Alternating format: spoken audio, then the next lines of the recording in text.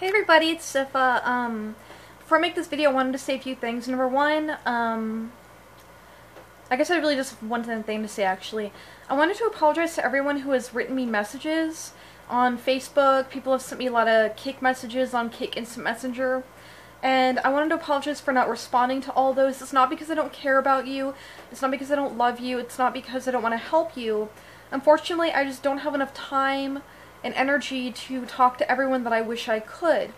You know, I wish I could help everyone. I really wish I could, but I just don't have the time and energy to do that. So I'm really sorry for those of you that I can't reply to.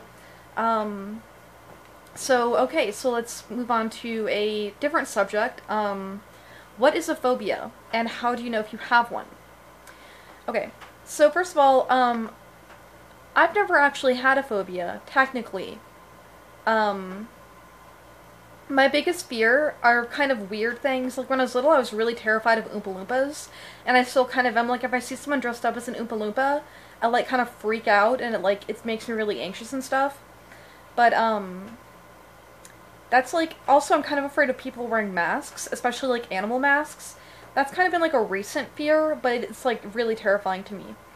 So what is an actual phobia? What is a phobia? Technically, according to the DSM, which is basically the diagnostic manual for the American Psychological Association, a phobia is an intense fear of anything. It can be anything, but the main criteria that makes something a phobia is whether or not it impacts your life in a negative way, your daily functioning. So for instance, I saw a documentary on a girl who's afraid of pigeons, and this stems from a childhood trauma. Because oftentimes phobias stem from some kind of bad memory, some kind of bad experience with the phobia. And this girl had a bad experience with pigeons where they scared her. And she was so afraid of pigeons as an adult that she can't even get out of the car if there's a pigeon in the flying ahead, or if there's a pigeon like in the parking lot, even if it's so far away. She can't go to the zoo, she can't leave her car, she just stays in her house all day because she's so afraid of pigeons.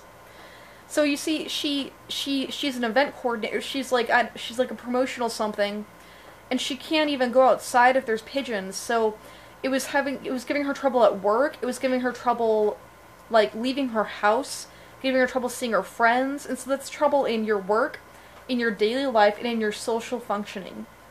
And those are three major areas that is impacting your daily life and your functioning. So that would be defined as a phobia.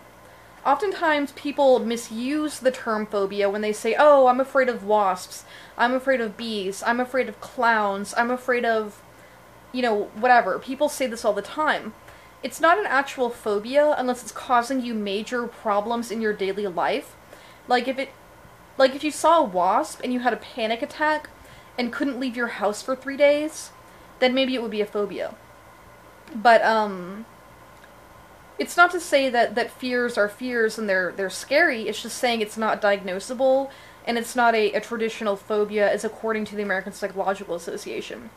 If your phobia is so bad that you're missing work, failing out of school, not seeing your friends, you know, not taking care of yourself, having panic attacks, etc., then it's a serious problem. So if you do have a phobia, what do you do? The main way to treat phobias is called desensitization, and it's a type of therapy that is kind of like small steps in getting you used to the stimulation, the phobia, which you're afraid of. The first thing that you would do, let's go back to the pigeons idea, is that girl, first of all, she would get used to even just talking about pigeons. It might be even difficult for her to talk or think about them. So she would go in a safe setting with a therapist or with a friend or by herself and just talk about pigeons until she feels more comfortable. And then the next step would be to just look at a picture of a pigeon or look at one on television and watch that, and you might get anxious, and then she would learn to calm down by using deep breathing, calming techniques, positive self-talk, soothing techniques to calm herself down. And then you'd move to the next step, which would be to maybe look at a pigeon from afar, like see one outside, like out a window. And then you keep doing these steps until you're fine with pigeons.